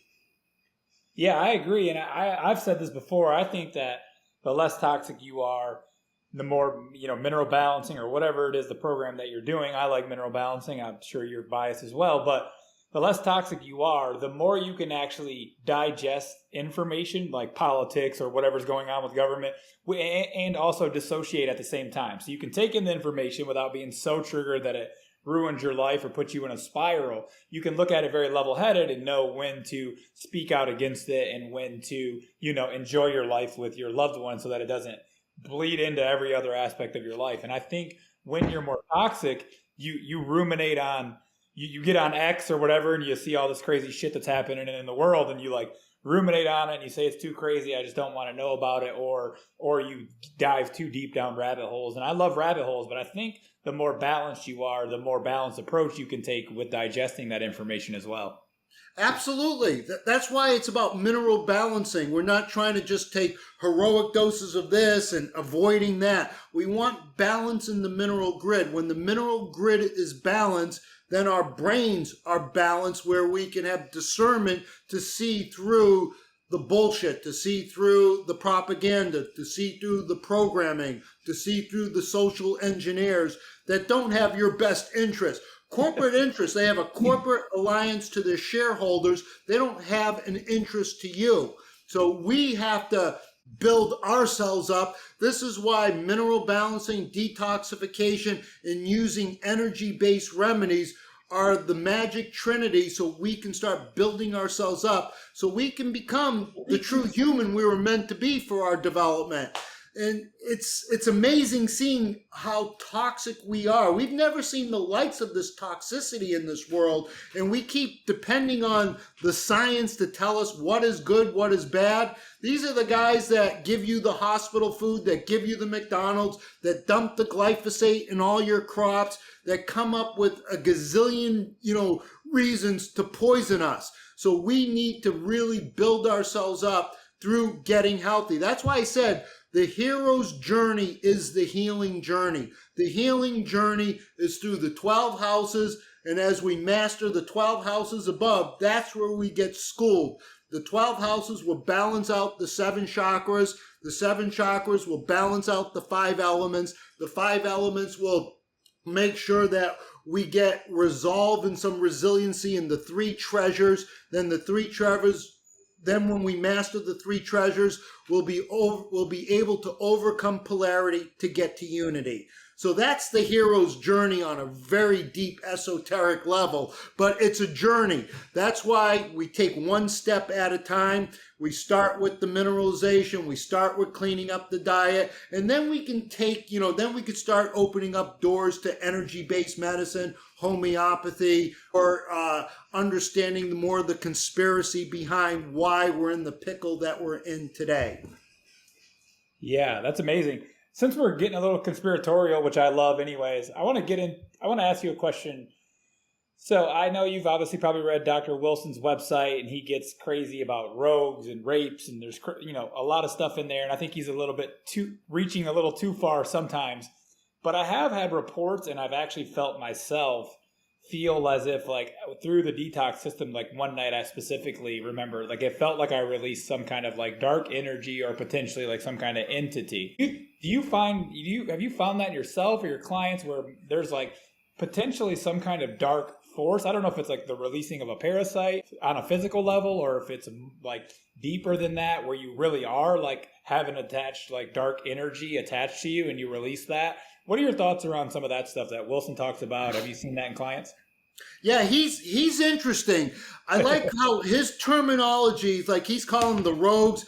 To me, it's a Luciferian Satanist attack, and this is the oldest story. This goes back to the Nephilim.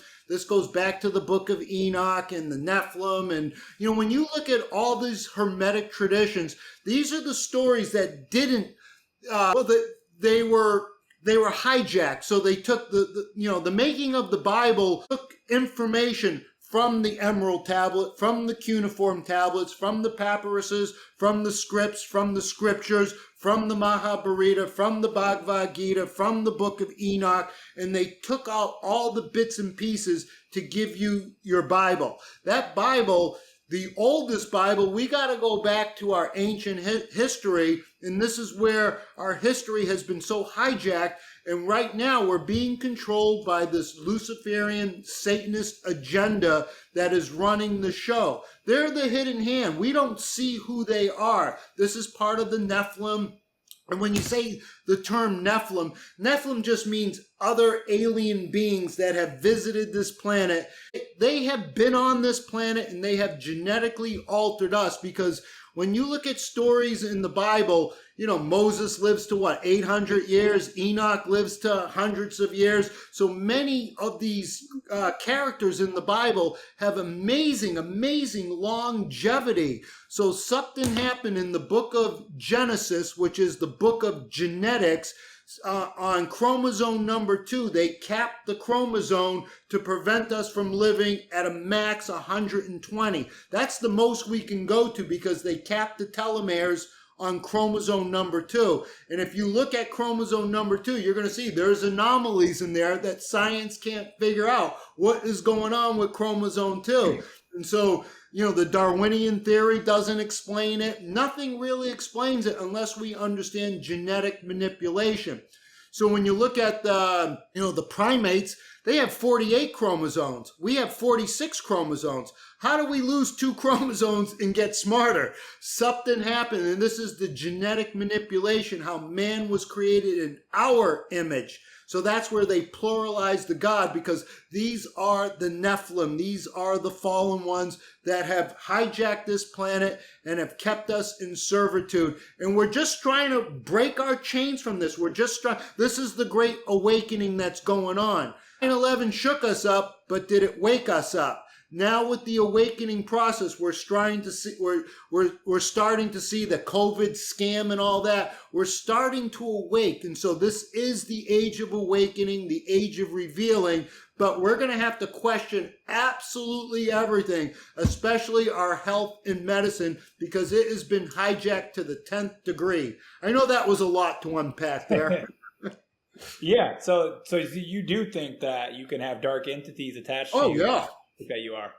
Yeah, absolutely. So, these entities, that's why they're attracted to this dark force. As we get healthy and we start cleaning out the parasites, cleaning out the fungus, and, that's when the minerals start to really, encapsulate that cosmic force to really drive our neurons, our biochemistry. But we got to clean up. We got to start understanding that we can't stay on this fortified wheat shit that we've been eating. That's why everyone has an iron overload, because we grew up with this fortification, which is, it's not even using the right iron. It's using the non-heme iron that becomes oxidized. Copper will oxidize, iron will oxidize. Most of your metals will oxidize if they're not in that right valence. So we have to work to put these metals in the right valency so they're going to work for us, not against us. So yes, I believe there is absolutely a dark force controlling this planet, which is why we're in this prison planet, not to quote Alex Jones or anything. Love me some Alex Jones. All right, let's get back into some minerals here. All right, cool. I love that tangent though, because I thought Dr. Wilson was a little wild, and then I was like, well, maybe he's onto something. And then I've had some clients actually reach out, and I've experienced it myself, a little bit of like a release of some dark force. So I'm glad we touched on it a little bit. But let's get back into copper. And I want to, we talked about copper toxicity, and I want to get people, to realize the connection that having that copper toxicity and how it affects your magnesium. Can you break that down for us a little bit? It's an interesting thing, especially when you look in the mitochondria. So copper is the final donator of electrons to oxygen. And then through the hydrogen gradient, we're creating that hydrogen pump to move that ATPase. And that magnesium is going to be bound to that ATP. The copper can bully out the magnesium, and throw the monkey wrench into that, and that could prevent the magnesium from binding to that ATP, resulting in not creating enough energy, enough mitochondrial ATP. And that ATP drives everything. So that copper toxicity can certainly bully out the magnesium in that mitochondria, because in the proximity, they're very close to each other. And when copper's in that +2 state, magnesium's in that +2 state. And because copper, with its ability to attract everything, that's the energy of copper. Copper's like the harlot. It wants to hook up with everything, just as Aphrodite wants to hook up and be in a relationship. Copper doesn't want to be single and free. When copper is single and free, it's going to hook up with something. That's why understanding this copper toxicity is very important. And when you look at the total load of copper in the body, you have about 100 to 150 milligrams of total body copper, where you have about 2,000 to 3,000 milligrams of zinc in the total body. That's about, if you say 100 milligrams of copper, 2,000 milligrams of zinc, that's a 20-to-1 ratio right there from just total copper, total zinc load. And so when that copper becomes bio-unavailable because of all the fake estrogens keeping that copper high, and that copper can't be cleared out, it's going to bioaccumulate, and it's going to affect the magnesium in the mitochondria, and it's going to block it, and then you don't create energy. That's why the first thing we feel is fatigue. That makes total sense. And it's like the whole health space, I'm trying to tell them, there's more than just taking magnesium supplements at night. That's going to maybe make you sleep a little bit better.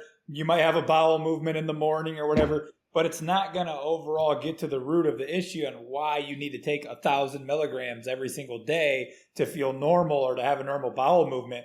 There's so many layers to it that you got to get to make that magnesium actually work like it should. You don't really need that high amount of magnesium. Sometimes we give fast oxidizers a little bit more, but really just getting that CalMag supplement in is usually enough. But you got to get the metals out of the way, get the copper out of the way, get the adrenals working so that the whole system is working like it should. Yeah, and I always say magnesium is the magnetic energy of the sun. The sun bursts life. So the sun has a sunrise, midday sun, sunset. So that's the triune sun. The masculine energy, the masculine metal of the sun is gold. The neutral energy of the sun is hydrogen. The feminine energy of the sun is magnesium. So through photosynthesis, without magnesium, there is no life on planet Earth. So magnesium captures the essence of that brilliant sun through the magnetic energy of magnesium. Photosynthesis happens, setting the food chain for planet Earth. That's why magnesium is the magical, majestic, magnanimous, mystical, unbelievable mineral that is the quarterback in the mineral matrix that runs the show, because it represents the sun. And so when you look on your periodic table of elements, we know that the sun has to go through the 12 houses. No coincidence that magnesium is number 12 on the periodic table of elements, because it is the sun. It's the majestic, magical energy of the sun to birth life. And that's where, just look at photosynthesis. The only difference between you and a plant's blood is green because of magnesium. Your blood is red because of iron. And that's that majestic magnesium. And then when you look at rigor mortis, when you die, so calcium contracts, magnesium relaxes. That's how I like to look at magnesium. So when you die, you go into rigor mortis. All the calcium gates are released, so you go into a full-blown contraction. That's called rigor mortis. That's called death. That's because magnesium, the spark of life, the spark of that sun, the light, is no longer there to oppose calcium, and that's why all the calcium channels are released, and that's what we call rigor mortis. That's what we call death. Yeah, that's amazing, and I just love, like, once getting into mineral balancing, to all the nuances and context with it all. And so I think you're in the same boat, right? You're always giving a calcium magnesium supplement. Always. Magnesium, right? Yeah. Always. Because people don't realize calcium is still extremely important. And to me, if we don't watch calcium, because calcium is going to get us all in the end. So our whole goal in mineral balancing is preventing the premature aging of calcium. When calcium precipitates out of solution, then it becomes all our deposition diseases that will eventually get us all in the end. So our whole goal is to modulate calcium so it doesn't precipitate out of solution too quick, too fast, because that will become every deposition disease imaginable, from the heart diseases, the cataracts, the plaquing in the brain, the kidney stones, the gallstones, the salivary stones. That's all deposition disease. Plaquing of the teeth. The dentists were the first to discover, that's a biofilm, that's a plaquing. And so we got to understand that importance of calcium and magnesium. And so in mineral balancing, we want to modulate calcium, and the three ions that really keep calcium in solution is magnesium, sodium, and potassium. Those are the great modulators of calcium. That's why we're always looking at the Fab Four: calcium, magnesium, sodium, and potassium. And then, remember I mentioned there's the 7 is God's favorite number. 7 is a 3-4 harmonics. When you look at your blood is 7.3 to 7.4. There's that 7-3-4 harmonics in your blood. The proteins, you got albumin is the most abundant protein. That's at a 4. Globulins are at a 3. There's that 3-4 harmonics in your proteins. Just on my hand, 4 fingers, 3 joints, 1, 2, 3, 3-4 harmonics. So you're going to see that play out all day long. Even in astrology, you got cardinal, fixed, mutable. Those are the 3 modes in astrology. But then you got the 4 signs: fire, water, air, earth. 3-4 harmonics playing out all day long in our physiology, as above, so below. So I love giving calcium and magnesium in a synergistic formula to balance out the contraction, the relaxation phase of all excitable tissue. Yeah, I couldn't agree more. And I used to take like bone meal powder. I never really fell into the no calcium camp. I would do like whole bone when I was kind of into the organ supplements before mineral balancing. And now I just take the CalMag supplement, which I find to be great. And I've never seen it raise my calcium level too high unless I was doing releasing some excess calcium on a hair test a couple times. For the most part, my calcium level is like 40 or 41, like pretty much perfect. Yeah, pretty spot on. Yeah, I mean, that's where it's at. I'm always around 60. I vary between 60 and 80, so I'm a little bit on the higher side, but, I tend to keep my minerals more on the higher side. I feel good being, I'm in a slight 4 high, and I've been that way for 20 years, and I kind of like that because it keeps me perked up, so to speak. But I've been dumping so many metals. I've dumped more copper than anyone I know. I've been dumping copper. I go through copper dumps, every couple of years I'll dump copper. The last metal that I dumped was nickel. And so I've gone through the highest nickel dump I've ever seen on anyone. So I knew I was dumping a metal. I didn't know what it was. I was in Texas and we're walking. I felt my hip. It's like, what the fuck is going on with my hip? Usually I have no pain in my body, but something was up. Then when I got my hair test back, I was dumping copious amounts of nickel, and nickel just, it's a rough metal, and it just happened to be lodged into my joint. And then after the nickel dump, the hip pain just disappeared like it was never there. So that was kind of an interesting phenomena I found. The couple times that I've eliminated, it wasn't like a crazy high dump, but it came out with like some aluminum and some other heavy metals, like aluminum and lead. I don't know if it was the mixture of all the like 3 moving around at the same time, or if it was mostly the nickel, but I know I've dumped some lead and some aluminum on some other occasions without the nickel. But the couple hair tests that I've gotten back where the nickel moved, boy, probably some of the worst that I've felt, like mentally, the fatigue, lots of naps. Like I really had a tough time the couple nickel eliminations. The nickel hit me in the fatigue department as well. I felt more exhausted. And then finally going through a nickel dump was, to me, way harder than copper. I've gone through many copper dumps.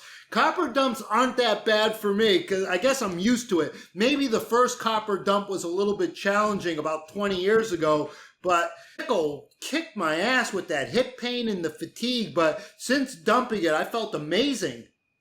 Yeah, there was a couple podcasts where I was dumping nickel and I just didn't even know. I felt so just like dull and like not interested in the conversation. It was quite bizarre. But then on the other side, as always, I felt my mood elevate, like a lot less of that like depression I was having from moving everything around, like felt really like level headed. So you want to go through the dumps. It's just challenging in the moment. Yeah, that's why, like, I always say we don't want to avoid a dump or an aggravation. We want to be able to navigate through it. That's why I say we need to understand energy-based medicines. That's why I employ mineral practitioners to learn about homeopathy, learn about energy-based medicine, whether it's acupuncture, Rife, Reiki, whatever form you want to use, because using energy-based medicine is a powerful modality to include into mineral balancing. And I'll always say, I think homeopathy is the best. So my first thing is learn the 12 tissue salts, because you can use those tissue salts beautifully, diligently on any mineral balancing program. And then after you learn the 12 tissue salts, learn the acute homeopathic remedies, like when you're in a car accident or, you sprain your ankle or you get food poisoning. Then you go with the top remedies for certain conditions. So you learn acute prescribing for emergency situations and you learn the 12 tissue salts. That will get you pretty far. So I implore the mineral practitioners to really start learning about energy-based medicine, and using homeopathy is one of the greatest tools that we have. That was probably the main reason why I didn't work with Dr. Wilson or become one of his practitioners, because he was against homeopathy from the get-go. For whatever his reason is, which is, I'm not going to criticize him because I think he's brilliant in what he's doing, but is he the arbiter of healing truth? No, no one is. We all have bits and pieces. So why would I exclude using one of the greatest healing traditions on this planet that still to this very day is shining like no tomorrow? I just think it's time that we need to incorporate energy-based healing into our mineral balancing practices. Yeah, I agree. And with homeopathics, when I was having my Lyme treatments, I took some homeopathics from Dr. Minkoff down here in Clearwater. And I had some reactions. I think it was definitely maybe killing some stuff off or whatever, because I did like an Epstein-Barr one and a Lyme one and some different few ones for the chronic infections I had. But overall, I would say they're probably one of the safest, modalities that we can use. You might feel some die-off or something here and there depending on what you're targeting. But I think, looking at them, no one really has like some severe reaction or any kind of crazy life-altering reaction to homeopathics, at least from what I've ever read into. You can give them to pregnant women. You can give them to children. You can give them to seniors. You know how, we give pregnant women, we always want to put them on iron pills. You put them on iron pills. Number one cause of constipation, number one cause of prenatal jaundice, can cause spontaneous abortions. So I put them on the tissue salt iron phosphate in a 6x potency, and I put them on a good heroic dose of iron phosphate through the entire pregnancy. And usually, I haven't seen in 20 years, not one issue, knock on wood, in pregnancies, where mothers are delivering beautiful, healthy babies, and not once did I put them on an iron pill other than a tissue salt of iron phosphate in a 6x potency. You could treat the labs, with the ferritins, the transferrins, the irons. You could put them on iron phosphate. Over in about a year, you're going to see those lab chemistry profiles change just with using iron phosphate. They're beautiful. So I really think that we, in the mineral world, need to open up to the energy of the minerals. That's where we put minerals in potency. Wow, I like that. My wife's pregnant right now, and I think she just got her iron checked. So maybe if they say anything about her iron, then maybe I'll use that homeopathic instead of trying to go for the tissue salt, iron phosphate. That's the tissue salt. It's number 4 out of the Schussler 12 salts. And those are amazing because, again, for pregnant women, for children, how children can't swallow pills? They can certainly take homeopathic. So the kids that they take the zinc and it makes them nauseous, I put them on zinc chloride in a 6x potency, and then they build up, and then 3 months later, they're able to take 15, 20 milligrams of zinc without getting nauseous. And then we see that zinc changing on the hair tissue test. So I love using the zinc chloride in a tissue salt form. Wow, that's amazing. One other mineral I want to get into before we jump off of here, if you got a little bit of time, is molybdenum. This is one that Dr. Paul Eck doesn't have, I don't think, anywhere in the program, except for if you are going through a copper dump. I think he recommends it there. But I do think there might be some validity, in doing small amounts of molybdenum. Like, what I know you have posts on Instagram about molybdenum. What do you think about the dosing and everything around molybdenum? Yeah, I love molybdenum, the most unpronounceable mineral on the periodic table. But it has a lot to do with the nitrosamines, and that's why it's great for the stomach cancers and all that digestive stuff where we get a lot of those, nitrates and nitrosamines, because molybdenum is needed to help break those down in the enzymatic pathways. And then one of its main functions is to keep copper in check. So with the copper overload, we always see, have you ever seen molybdenum high on anyone? It's always low across the board. So I like to come in with, anywhere between 100 to 150 mcgs of molybdenum, because it certainly has a place, and it helps with balancing iron too. It helps storage of iron. So it's absolutely an underappreciated mineral that I love, that I've been using for 20 plus years. And again, I don't go heroic doses of molybdenum, but I see that it's one of the most deficient minerals on a hair test.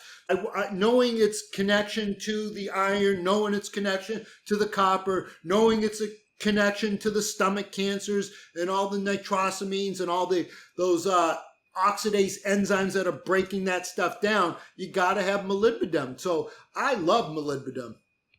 Yeah, that's incredible. I haven't really played around with adding it to my program, but I've been thinking about doing some small doses recently after looking into your work and just thinking that, I don't know if you ever looked into NACET. It's N-acetylcysteine ethyl ester. So it's it's a lipophilic version of NAC, which I think works a lot better for people and has the ability to get into the brain.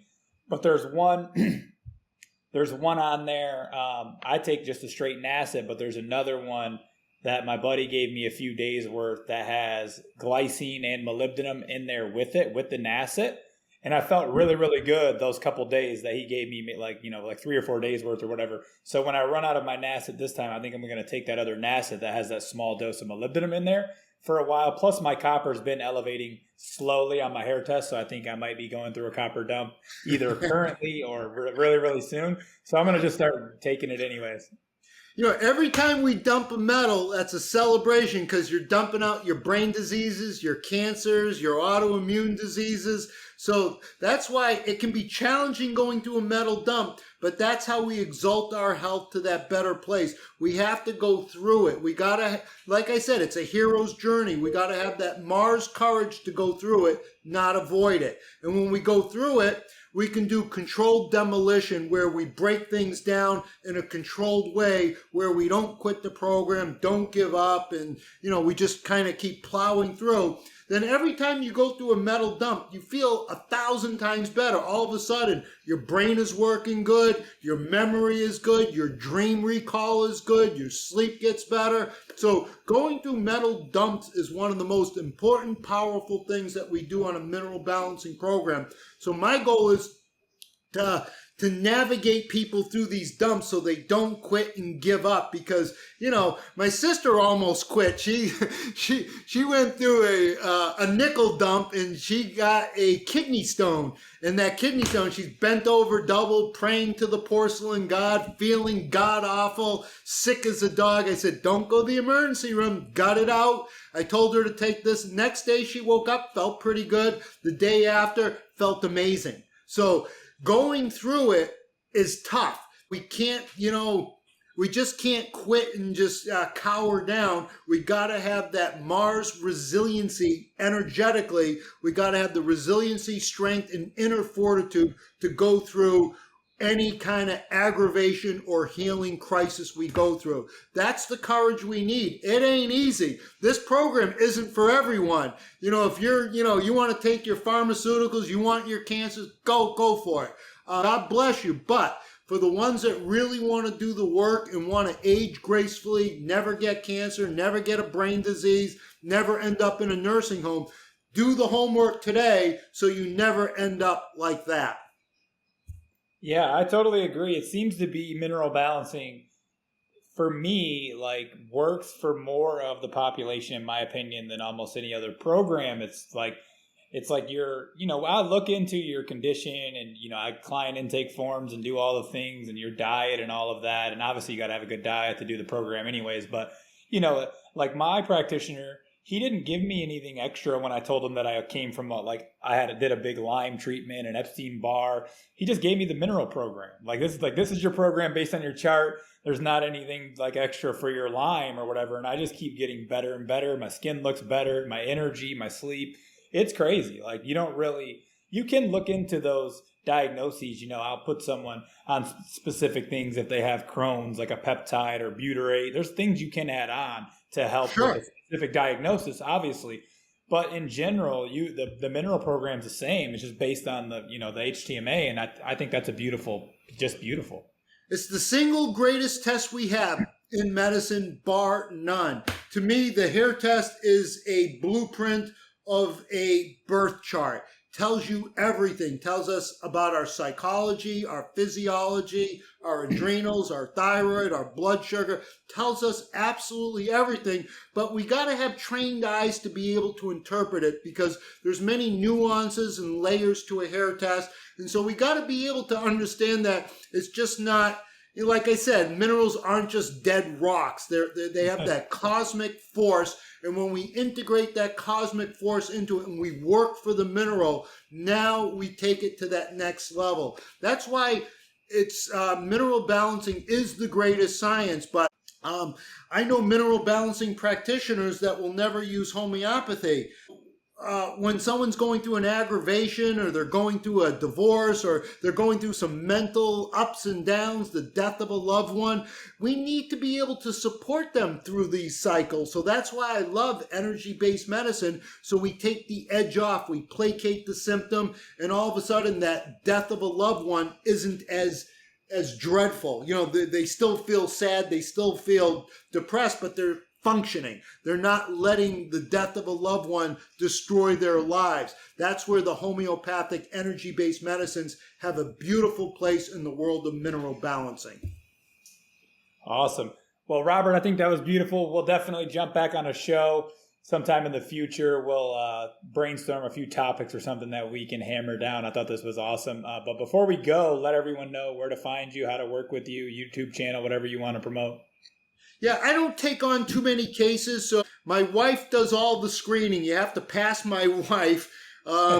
She's tough. She's old school European. So when someone wants to work with me, I put them on a full program. So I'm not just doing hair tests. I'm going to look at a hair test is going to be the most important lab, but I want to do blood work. I want to see where the liver enzymes are. I want to see where the blood sugar is at. I want to see where the homocysteine is at. So I want to use blood, urine, stool, hair, saliva. So I use all the basic labs. So the patients we attract is someone, I put a lot of information out, but if you really want me to hold your hand, I'm going to put you on a full program with 5 months supervision, working with my wife and myself to guide you through that 5 months. And then usually we're going to recommend that you continue care for a year, 2 years, 3 years. Then eventually you're on your own, because people need their hands held if they're really new to this. Don't know what an aggravation is, don't know what a mineral is, don't know much about their biochemistry. So I put together programs that will monitor their detox, their minerals, their homeopathic remedies. But you first have to go through my wife. All right. Well, how do they get a hold of your wife, just in case they're... Back to Natural Health. You fill out the health intake form, and once that health intake form is filled out, she'll call you back, and then she'll discuss to see, are we a good fit to work together? Cool. Awesome. And definitely make sure you send that. I'll put that in the show notes so people can have easy access and just click on it in case they're really interested. Cool. Hey, man, enjoyed this conversation. I know we're all over the place and hitting some esoteric themes, but That's the stuff I love. But I like too, so I don't mind. So we'll do it again sometime. Thanks for coming. Excellent. Thanks, Matt. If you enjoy this show, would you please take a second to subscribe, rate, and review it for me? Also, if you'd like to know more information about Combo, personalized one-on-one coaching with me, or for upcoming retreat information, which I host with my wife, please visit my website in the show notes or DM me on Instagram. My handle over there is @IntegrativeMatt. Until next time, my friends.